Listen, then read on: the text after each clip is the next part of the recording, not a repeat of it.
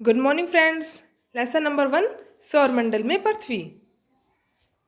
तो हम इस लेसन की स्टार्ट करते हैं और आपको बहुत अच्छे से मैं समझाते हुए चलूँगी। आप अच्छे से इसे सुनना और इसके नोट्स बनाना, ठीक है। सूर्यास्त के बाद आकाश को देखना कितना अच्छा लगता है। जब सूर्य जब चमकता है, जब हम आकाश की ओर नहीं देख सकते, हमारी आंखें बंद हो जाती हैं। लेकिन जब सूर्य अस्त हो जाता है, सूर्य ढल जाता है, तो आकाश को देखना कितना अच्छा लगता है। आसमान में पहले एक या दो बिंदु होते हैं। जैसे बिंदु कौन से? तारे। जो हमें आकाश में जब सूर्यास्त होता है तब हमें एक या दो ही तारे दिखाई देते हैं, लेकिन बाद में इसकी संख्या बहुत ज़्यादा बढ़ जाती है। आप इनकी गणना भी नहीं कर सकते, हम तारों को गिन नहीं सकते, ठीक है। संपूर्ण आकाश छोटे छोटे चमकदार बिंदुओं से भर जाता है। जो तारे होते हैं उनसे हमारा आकाश रात को चंद्रमा और कितने सारे तारों से ये भर जाता है, ठीक है। जिनमें कुछ चमकीले होते हैं, कुछ धुंधले होते हैं। ऐसा प्रतीत होता है मानो आकाश में हीरे जड़े हों। इनमें से कुछ टिमटिमाते प्रतीत होते हैं, लेकिन अगर आप उनको ध्यान से देखें तो आप पाएंगे कि इनमें से कुछ ही टिमटिमाहट अन्य से अलग हैं। ये बिना किसी टिमटिमाहट के चंद्रमा के समान चमकते हैं, ठीक है। इन चमकीली वस्तुओं के साथ आप लगभग प्रतिदिन चंद्रमा को भी देखते हैं। यह अलग अलग समय पर अलग अलग आकार तथा अलग स्थिति में दिखाई पड़ता है। आप पूर्ण चंद्रमा को लगभग एक महीने में सिर्फ एक बार ही देख सकते हैं। और पूर्ण चंद्रमा को कब देख पाते हैं हम? पूर्णिमा के दिन।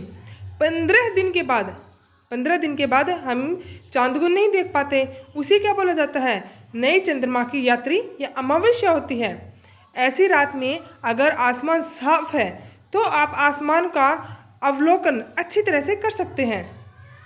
क्या आपको इस बात का आश्चर्य नहीं हुआ था कि हम दिन के समय चंद्रमा तथा इन छोटे छोटे तारों को क्यों नहीं देख सकते?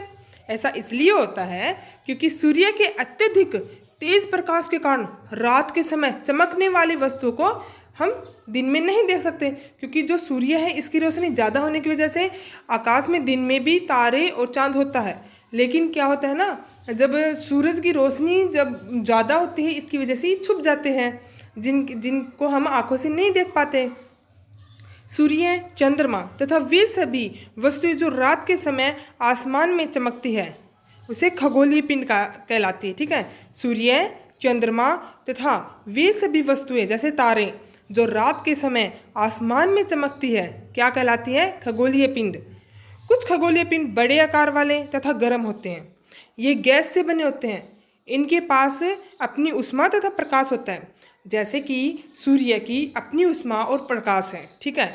और जो तारे हैं उनकी भी अपनी ऊष्मा प्रकाश है। सूर्य भी एक तारा ही है, लेकिन चंद्रमा की अपनी कोई भी रोशनी नहीं होती। ये किसकी वजह से चमकता है? सूर्य की रोशनी की वजह से। और हमारी अर्थ पर भी जो प्रकाश आता है वो भी सूरज की वजह से। तो जिसकी खुद की रोशनी होती है वो क्या कहलाता है? तारा, ठीक है। नेक्स्ट है जिससे वे बहुत बड़ी मात्रा में उत्सर्जित होते हैं। इन खगोलीय पिंडों को तारा कहते हैं और सूर्य भी एक तारा है। नेक्स्ट है, आपको आवश्यकता होगी एक टॉर्च। आप इसको प्रयोग करके देखना घर पर, ठीक है। ये अपने आप पढ़ लेना। नेक्स्ट है, रात के समय चमकते हुए अनगिनत तारे सूर्य के समान ही हैं, लेकिन हमसे बहुत अधिक दूरी होने के कारण हम लोग उनकी ऊष्मा तथा प्रकाश को महसूस नहीं कर सकते। ये हमारे सूर्य से भी बहुत ज़्यादा दूर है। इस वजह से हम इनकी जो गर्मी है या फिर इनके छोटे छोटा रूप देखते हैं, किस वजह से? ये दूर ज़्यादा है। जब आप देखोगे कि हेलीकॉप्टर अगर नीचे से देखते हैं तो हेलीकॉप्टर बिल्कुल छोटा सा लगता है, या हवाई जहाज़ भी बिल्कुल छोटी लगती है। क्यों? क्योंकि वो हमसे बहुत दूर है। इसी प्रकार से हमें तारे हैं वो सूर्य से भी ज़्यादा दूरी पर है, इस वजह से वो हमें छोटे दिखाई देते हैं। लेकिन हमसे बहुत अधिक दूरी होने के कारण हम लोग उसकी ऊष्मा या प्रकाश को महसूस नहीं कर सकते तथा वे अत्यंत छोटे दिखाई पड़ते हैं। आपने अवश्य ध्यान दिया होगा कि कुछ दूरी से देखने पर सभी वस्तुएं छोटी दिखाई देती हैं। अत्यधिक ऊंचाई पर उड़ता हुआ जो हवाई जहाज है वो भी हमें छोटा ही दिखाई देता है। रात्रि में आसमान की ओर देखते समय आप तारों के विभिन्न समूह द्वारा बनाए गए विविध आकृतियों को देख सकते हैं। ये नक्षत्र मंडल कहलाते हैं। देखो, जैसे कि ध्रुव तारा, संकेतक तारा, उत्तर दिशा और पूर्व दिशा और पश्चिम दिशा दिखा रखे हैं। ये होते हैं संकेतक तारे जो हम रात को देख सकते हैं। जो टिमटिमाता हुआ जो बड़ा तारा है वो है ध्रुव तारा। ठीक है। अर्शा मेजर या बिग वियर इसी प्रकार के एक नक्षत्र हैं। बहुत आसानी से पहचान में आने वाले नक्षत्र हैं। सप्तऋषि, सप्तरात, ऋषिसत, यह 7 तारों का समूह है जो कि नक्षत्र मंडल अर्शा मेजर का भाग है। अपने परिवार या पड़ोस में किसी बड़े व्यक्ति से कहिए कि वह आपको आसमान में और अधिक तारे और ग्रह तथा नक्षत्रों को दिखाएं। ठीक है। नेक्स्ट है, प्राचीन समय में लोग रात्रि में दिशा का निर्धारण तारों की सहायता से करते थे। उत्तरी तारा उत्तरी दिशा की ओर बताता है। उत्तरी तारा उत्तर दिशा को बताता है, जिसे ध्रुव तारा कहते हैं। ये जो ध्रुव तारा है ये आप रात को देखना, ये चमकता हुआ उत्तर दिशा की ओर मिलेगा। तो उसे पहले घड़ी नहीं थी हमारे पास या फिर कोई भी देखने के लिए लोकेशन नहीं था, तो उस टाइम क्या करते थे लोग, ध्रुव तारे को देखकर रात को अपना काम करते थे। ठीक है। उससे पता चलता था रास्ते में अगर चल रहे हैं तो उत्तर दिशा कौन सी है, उससे ध्रुव तारे से उन्हें पता चल जाता था। ठीक है। फिर यह आसमान में हमेशा एक ही स्थान पर रहता है। हम सप्तऋषि की सहायता से ध्रुव तारे की स्थिति को जान सकते हैं। चित्र 1.1 में आप देखेंगे कि यदि सप्तऋषि, ठीक है, सप्तऋषि देखो ये वाले 1 2 3 4 5 6 7, ठीक है, इसलिए 7 तारे हैं तो इसी वजह से इसे सप्तऋषि बोला जाता है। नेक्स्ट है, ठीक है, इस वजह सप्त ऋषि मंडल के संकेतक तारों को आपस में मिलाते हुए एक काल्पनिक रेखा खींची जाए उसे आगे की ओर बढ़ाया जाए तो यह ध्रुव तारे की ओर इंगित करेगी। ठीक है। ये किसकी ओर इंगित करते हैं, जब इन्हें मिलाते हैं तो इन्हें और इन्हें अगर मिला देते हैं तो किसकी ओर संकेत करता है, ये ध्रुव तारे की ओर।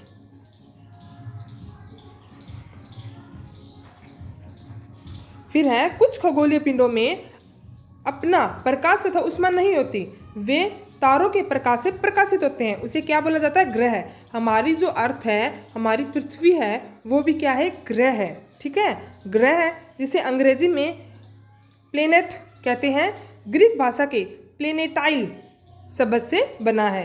तो क्या बोला जाता है ग्रह को इंग्लिश में, प्लेनेट, और किस भाषा से लिया गया है, प्लेनेटाई शब्द से बना है, जिसका अर्थ है परिभ्रमक, अर्थात चारों ओर घूमने वाला। पृथ्वी जिस पर हम रहते हैं एक ग्रह है। यह अपना संपूर्ण प्रकाश ऊष्मा किससे प्राप्त करती है, सूर्य से प्राप्त करती है, जो पृथ्वी के सबसे नज़दीक का तारा है। पृथ्वी को बहुत अधिक दूरी से, जैसे चंद्रमा से देखने पर यह चंद्रमा की तरह चमकती हुई प्रतीत होती है। अगर हम पृथ्वी के बाहर जाकर अगर इसे देखेंगे तो ये चंद्रमा की तरह हमें चमकती हुई दिखाई देगी। ठीक है। तो जैसे कि नेक्स्ट है, चलो, ठीक है, कुछ रोचक तथ्य हैं। बृहस्पति, शनि तथा यूरेनस के चारों ओर छल्ले हैं। बृहस्पति, शनि और यूरेनस, ये छल्ले विभिन्न प्रकार के असंख्य छोटे छोटे पिंडों से बनी पट्टियाँ हैं। किससे, छोटे छोटे पिंडों से बनी हुई पट्टियाँ हैं। पृथ्वी से इन छल्लों को शक्तिशाली दूरबीन की सहायता से देखा जा सकता है। ये है हमारा सौरमंडल। ठीक है।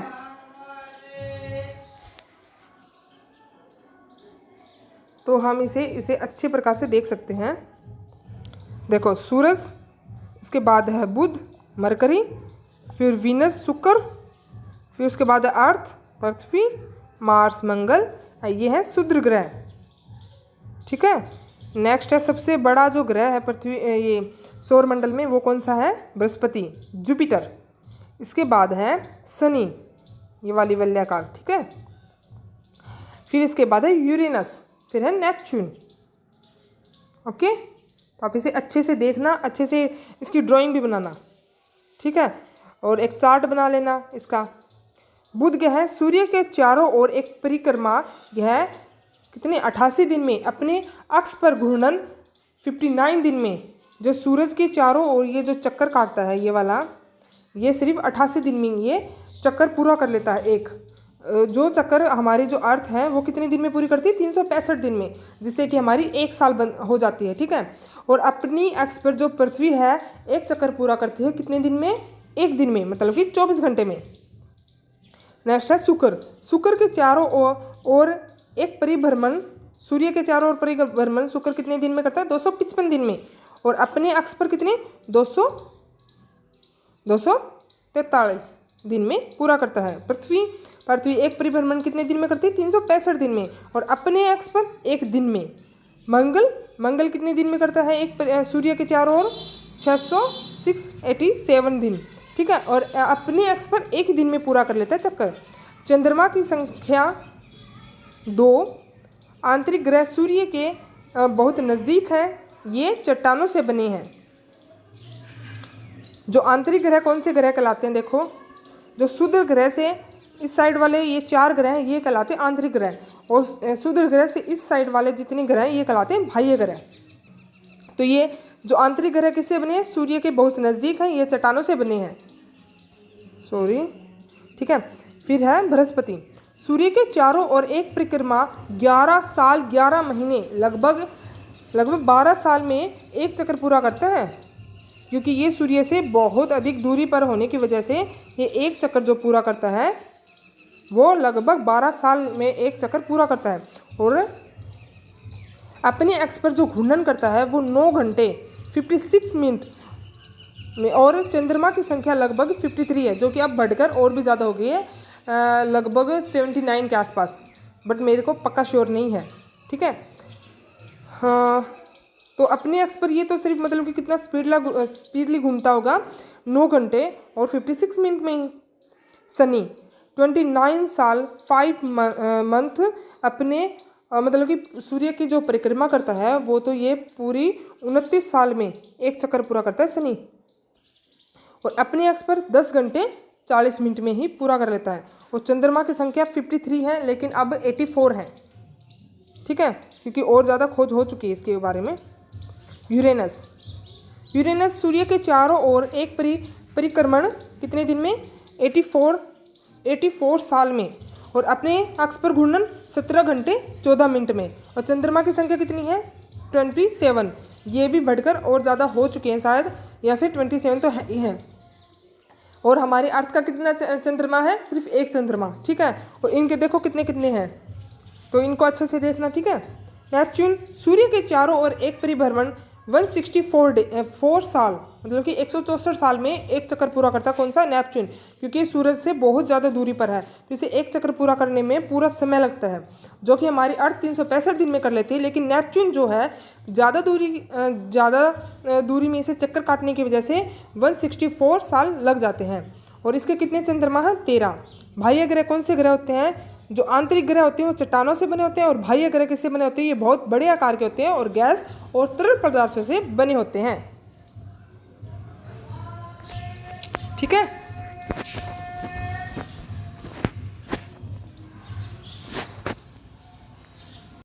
नेक्स्ट है आकाश में दिखने वाले चंद्रमा एक उपग्रह है। यह हमारी पृथ्वी का सहचर है तथा इसके चारों ओर चक्कर लगाता है। हमारी पृथ्वी के समान 7 अन्य ग्रह हैं जो सूर्य से प्रकाश एवं ऊष्मा प्राप्त करते हैं, क्योंकि ग्रह और उपग्रह के खुद का प्रकाश नहीं होता, ये सूरज से प्राप्त करते हैं रोशनी, ठीक है।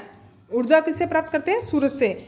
इनमें कुछ के पास अपने चंद्रमा भी हैं, जो मैंने आपको बताया ऊपर कि पृथ्वी का 1 है और बृहस्पति का लगभग 79 है, शनि का 84 चंद्रमा है, उससे आगे आप देख लेना, ठीक है।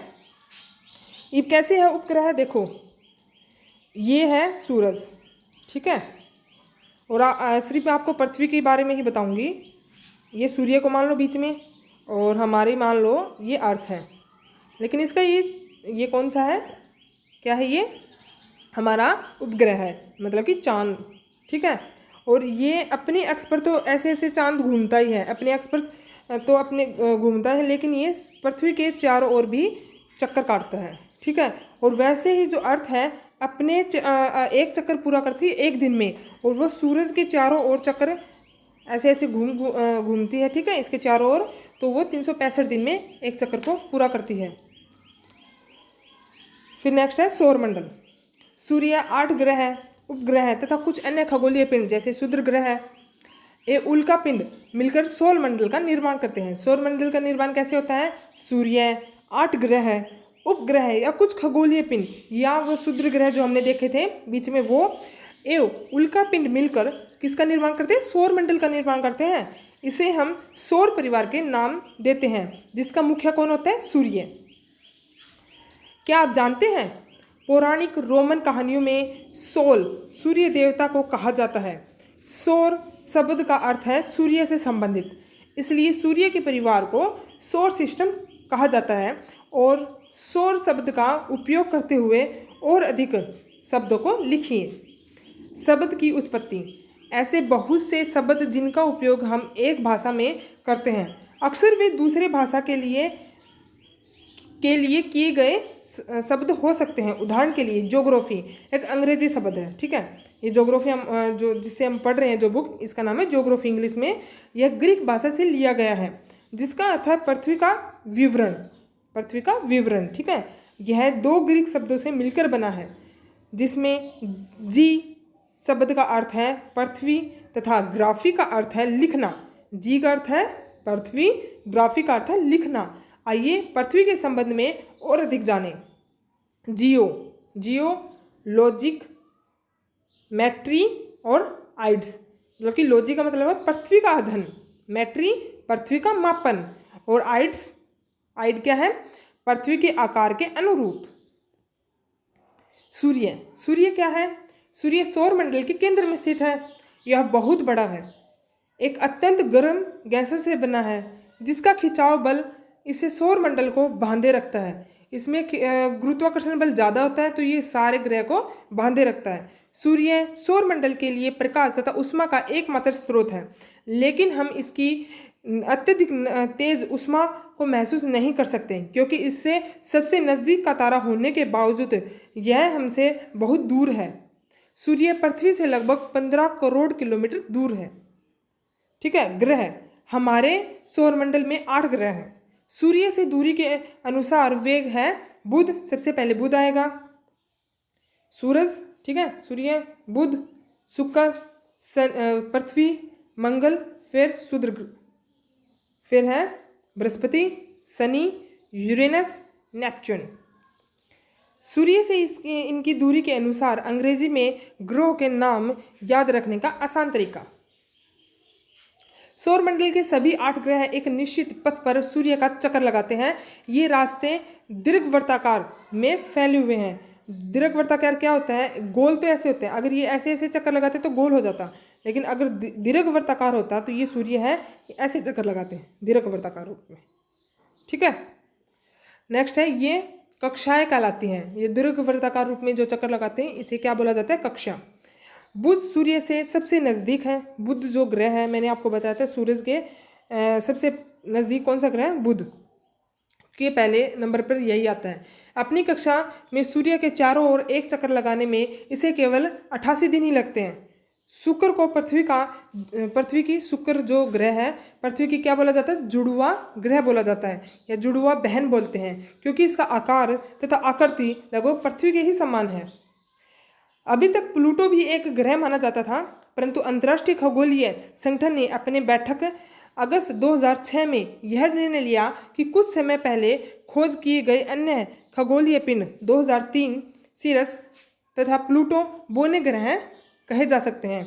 सब पहले क्या था कि 2006 से पहले हमारे 9 ग्रह थे, लेकिन प्लूटो के मतलब कि चक्कर काटने में या इसके पास जो खगोलीय पिंड है उसके कारण इसे क्या कर दिया गया? एक ग्रह से अलग कर दिया गया, ठीक है। तो अब कितने ग्रह हैं? 8 ही ग्रह हैं। फिर है पृथ्वी। सूर्य से दूरी के हिसाब से पृथ्वी तीसरा ग्रह है। आकार में यह 5वां सबसे बड़ा ग्रह है। यह ध्रुवों के पास थोड़ी चपटी है। यही कारण है कि इसके आकार को भू आब कहा जाता है। भू आब का अर्थ है पृथ्वी के समान आकार। पृथ्वी हमारी ऐसे गोल नहीं है, हमारी पृथ्वी थोड़ी सी ये ध्रुव होते हैं ऊपर की साइड, तो इस साइड से थोड़ी सी चपटी है, ठीक है, इस साइड से और इस साइड से, तो इसलिए इसे क्या बोला जाता है? भू आब बोला जाता है। जीवन के लिए अनुकूल परिस्थितियाँ संभवतः केवल पृथ्वी पर ही पाई जाती हैं।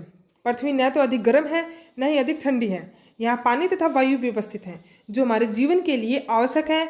वायु में जीवन के लिए आवश्यक गैसें जैसे ऑक्सीजन मौजूद है। इन्हीं कारणों से पृथ्वी सौरमंडल का सबसे अद्भुत ग्रह है। अंतरिक्ष में देखने पर पृथ्वी कैसा दिखाई देता है? नीला, क्योंकि इसकी 2/3 सतह पर पानी से ढकी हुई है, इसलिए इसे नीला ग्रह भी कहा जाता है। रोचक तथ्य, नील आर्मस्ट्रॉन्ग पहले व्यक्ति थे जिन्होंने 20 जुलाई 1969 को सबसे पहले चंद्रमा की सतह पर कदम रखा। मालूम करो कि क्या कोई भारतीय चंद्रमा पर गया है? चंद्रमा पृथ्वी के पास केवल एक उपग्रह है। चंद्रमा इसका व्यास पृथ्वी के व्यास का केवल 1/4 भाग है। अगर पृथ्वी इतनी बड़ी है तो चंद्रमा इतना सा है, ठीक है। यह इतना बड़ा इसलिए प्रतीत होता है क्योंकि यह हमारे ग्रह से अन्य खगोलीय पिंडों की अपेक्षा नज़दीक है। जो नज़दीक की चीज़ होती हैं वो हमें बड़ी दिखाई देती हैं, लेकिन मान लो सूरज इतना बड़ा है लेकिन वो हमें इसके मुकाबले छोटा दिखाई देता है, ठीक है। यह हमसे लगभग 3,84,400 किलोमीटर दूर है। हम आप पृथ्वी से सूर्य एवं चंद्रमा की दूरी की तुलना कर सकते हैं। उपग्रह एक खगोलीय पिंड है जो ग्रहों के चारों ओर उसी प्रकार चक्कर लगाता है जिस प्रकार ग्रह सूर्य के चारों ओर चक्कर लगाते हैं। मैंने आपको पहले ही बता दिया, ये सूरज है, अगर ये अर्थ है तो जो चंद्रमा है ये पृथ्वी के चारों ओर चक्कर लगाता है, और जो ग्रह है मतलब कि पृथ्वी है वो सूर्य के चारों ओर चक्कर लगाती है। मानव निर्मित ग्रह एक कृत्रिम पिंड है। यह वैज्ञानिकों के द्वारा बनाया गया है जिसका उपयोग ब्रह्मांड के बारे में जानकारी प्राप्त करने पृथ्वी पर संचार माध्यमों के लिए किया जाता है। इसे रॉकेट के द्वारा अंतरिक्ष में भेजा जाता है एवं पृथ्वी की कक्षा में स्थापित कर दिया जाता है। अंतरिक्ष में उपस्थिति कुछ भारतीय उपग्रह इनसैट, IRS, एजुसैट इत्यादि। ये क्या है?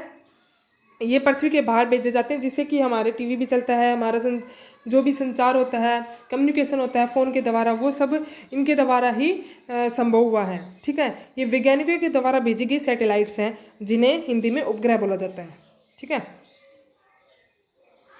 नेक्स्ट है, चंद्रमा पृथ्वी का एक चक्कर लगभग 27 दिन में पूरा करता है। जो हमारी अर्थ है, ये चंद्रमा एक चक्कर पृथ्वी का कितने दिन में पूरा करता है? 27 दिन में। लगभग इतने ही समय में यह अपने अक्ष पर एक चक्कर भी पूरा कर लेता है। इसके परिणाम स्वरूप पृथ्वी से हमें चंद्रमा का केवल एक ही भाग दिखाई देता है। जो पृथ्वी से हमें जो चंद्रमा का सामने वाला भाग दिखाई देता है, लेकिन इसके पीछे वाला भाग हमें पृथ्वी से दिखाई नहीं देता। चंद्रमा की परिस्थितियाँ जीवन के लिए अनुकूल नहीं है। इसकी सतह पर पर्वत, मैदान एवं गड्ढे हैं जो चंद्रमा की सतह पर छाया बनाते हैं। पूर्णिमा के दिन चंद्रमा पर इसकी छाया को देखा जा सकता है। पूर्णिमा के दिन चंद्रमा की इन छाया को, क्योंकि जो चंद्रमा है वो समतल नहीं है, इसमें क्या है, इसमें पर्वत भी हैं, ठीक है, इसमें मैदानी भाग भी हैं और इसमें कुछ कुछ गड्ढे भी हैं, जिसकी वजह से क्या है कि जो पर्वत की छाया जब मैदानी भाग पर पड़ती है तो उसकी वजह से हमें एक मतलब कि छाया दिखाई देती है किस पर, चंद्रमा पर। और चंद्रमा पूर्णिमा और अमावस्या क्यों होती है, इसका भी एक रीज़न है कि ये मानो जैसे कि ये अर्थ वो है सूरज और ये हमारी पृथ्वी है, ठीक है। और चंद्रमा क्या है कि 27 दिन में एक चक्कर पूरा करता है।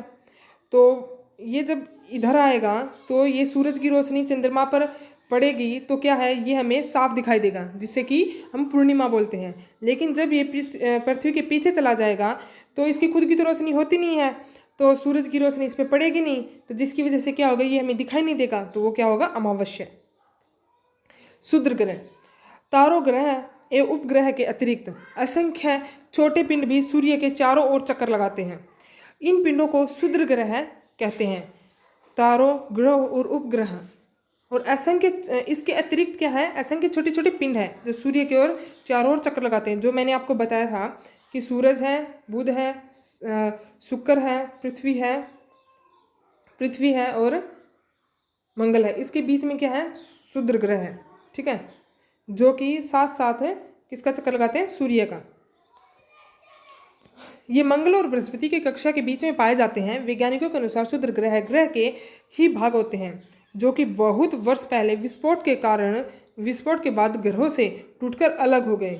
वैज्ञानिकों का क्या कहना है कि क्षुद्र ग्रह ग्रह के ही भाग थे, लेकिन कुछ विस्फोट के कारण ये इन ग्रहों से अलग हो गए। उल्कापिंड, सूर्य के चारों ओर चक्कर लगाने वाले पत्थरों के छोटे छोटे टुकड़ों को उल्कापिंड बोला जाता है।